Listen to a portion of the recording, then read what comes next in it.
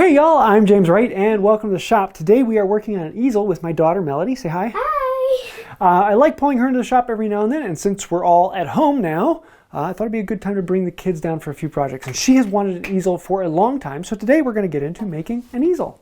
Let's dive in.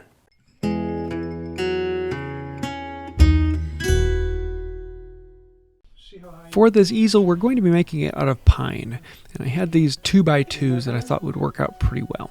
So we laid these out and figured out how long they needed to be, how tall we wanted this to be. I wanted it to be a little bit taller so that she could grow into it as well as be good for where she's at right now. So we started by cutting the legs to length, and we wanted the two legs on the side to be a little bit over her head, and then the one in the middle is actually going to be a little bit shorter than the two legs, as it will start near her knees and then go up well over her head. I have plans available for this on my website if you want to see it. They're completely free. It's just the SketchUp file, but you can get all the measurements off that if you want to make something yourself. So once we have all three of those, I just laid them out at an angle that looked about right. I didn't really care what that angle, as long as it looked pretty good. And then we cut a cross member that went across all three pieces, both of the legs and the centerpiece, and then marked where it intersected with the legs.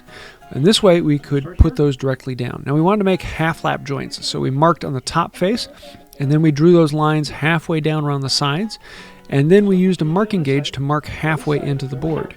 And this way we had a line that we could chop out. Now to do this, we needed to then cut down on either side of this half lap and then chisel out in between. This is a great time for Melody because she got to learn how to use the marking gauge, how to use the mortising gauge, how to use the knife and the square, and actually do the layout. We got to go through and talk through all the steps and make sure that it was all what she was understanding it and able to go along with it. And this way I could correct and fix and show her, no, this might be a better way to hold it, or this would be a better way to run across. But let her have a little bit of fun. Yeah, she's going to make some mistakes, and it's going to be, it's not perfect, but she's learning. That's the way this goes. Now for the cutting, I'm letting her use a Japanese saw because it tends to be a little bit easier for kids. Number one, it cuts straight as long as it's set up correctly. You don't have to worry about guiding it as much as long as it is actually set up. But number two, it tends to be a little easier because for small arms, it's easier to have two hands on it than just to have the one pushing the saw. Once we cut down either side, then we can chop in and remove the waste. And so I would hold the chisel and let her pound on it, and then later I let her hold the chisel and give it a try at it. But having it up this high was a bit high for her. I probably should have taken it over and put it on the lower bench so that she could reach it better. But hindsight is 20/20. So then for the center piece, it's not actually a full half lap. It's just it's half lapped on the end. So we could chop that out. Come in with a file, and we could teach her how to do that and smooth out the bottom so we have a nice clean mating surface between the half laps, because the long grain to long grain is what is going to glue this together. The end grain where the saw cut really isn't going to be much of a glue. Then we can try the fit up. So we cut all of the half laps on the vertical pieces, on the legs and on the centerpiece. And on this case, I wanted to leave it sticking out 3/4 of an inch, and this will be the ledge that the canvas will actually sit on. And so with that actually protruding 3/4 of an inch, it gave us the ledge, it gave us the stability, and it worked pretty well. And that way we didn't have to cut the other half of the half lap, taking longer and just making it easier. Now for this, we're going to apply glue liberally to all surfaces, and she got a chance to do that, and then pound it down into place. It's a lot of fun in there. Now normally we would just clamp it up and let the glue do its work, but in this case we wanted to keep going, so we found it just better to put in a couple screws. With the brace, it makes it really easy so that she can crank it and tighten it down in. I just start them and she runs them on down in. And this makes it fairly simple for the two of us to work on it. Nice thing is, once the screws are in place, we can then move on to the next one. We're basically going to repeat the process higher up, as we want a piece higher up to connect the two legs and the centerpiece. One more point of connection makes the whole thing far more stable. But for this, we're going to use a board that is 3/4 inch by 1.5 inches. This way, when we do the half lap cuts, it will actually sit flush with the legs and the centerpiece rather than sticking out. And that way, if we have a larger canvas, it will stick up past this and run smoothly. So now that we have that cut, we can mark out on the two legs and the centerpiece where it intersects, and we're going to do the exact same thing over again. Mark down the sides, use the marking gauge to mark in the depth of cut, and then cut it out. Now, because these were all glued up ahead of time, it was a bit harder for her to cut across all three, so I just decided to finish that up.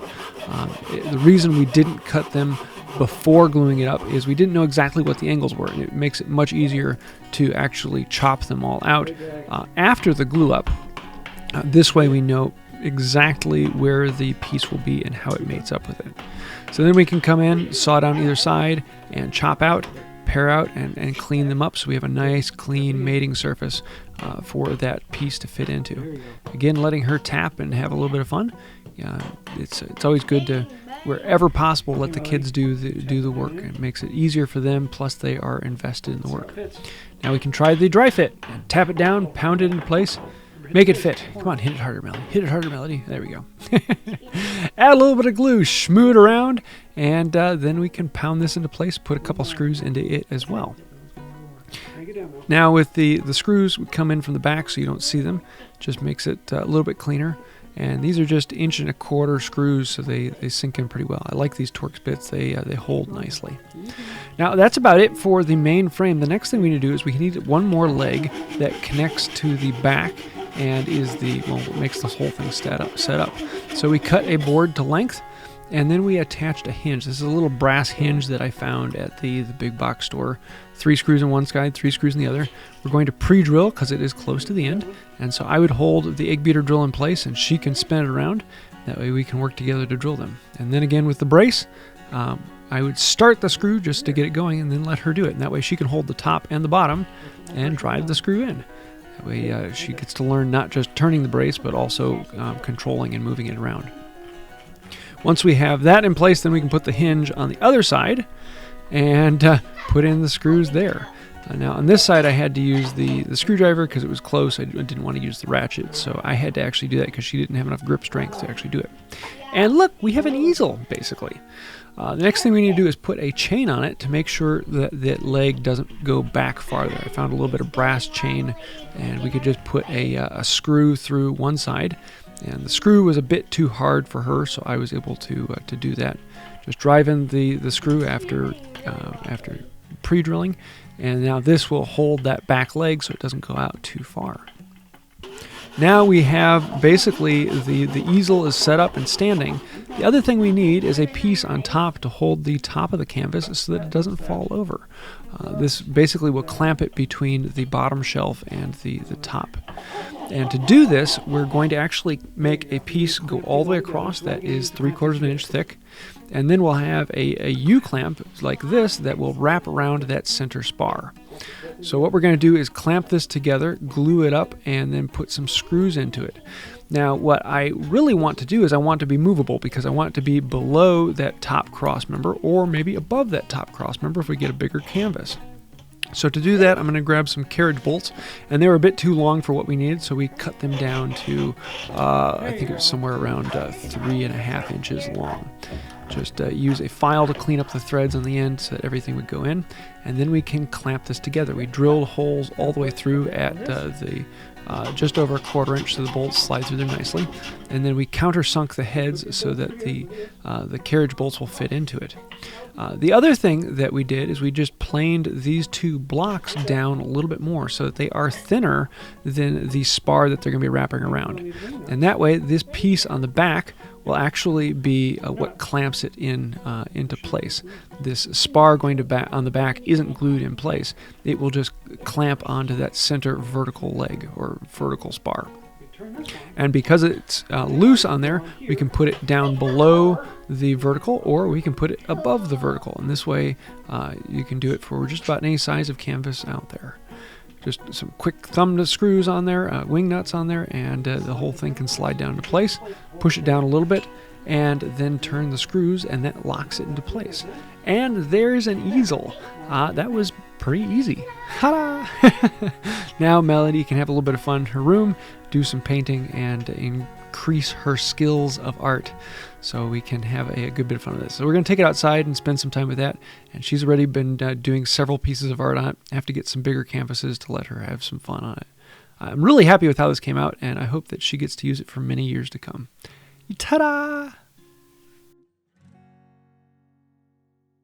So there you have it. This was a fun one to make with Melody. It really only took a couple hours, just a quick, simple project, and she's going to have a lot of fun doing arts. Now, if you want to see this absolute crazy, she has her own channel called Melody's Workbench, and we'll be putting a video up on this where she's actually going to be talking through the whole build project, and you get to see her thoughts as we come along, which is absolutely hilarious. So head on over to Melody's Workbench. I'll leave a link to it down below. So I hope you like this. This is a fun one, a great one to do with kids. I know a lot of you are going to be stuck at home. And if you are still here during the disease epidemic going on, what you can do is I have a 50% off code to all of the plans on my website. And I should have the SketchUp files for this on there as well. So 50% off of all plans. Go ahead and build them with your family and have a little bit of fun since you're stuck in your shop. So I think that'll about do it for now. I do want to say a huge thank you to the patrons on Patreon. You guys really are the reason why we can keep doing this. Patreon is the key source of income to keep Wood by Wright going. So thank you for that. It really means a lot, especially right now.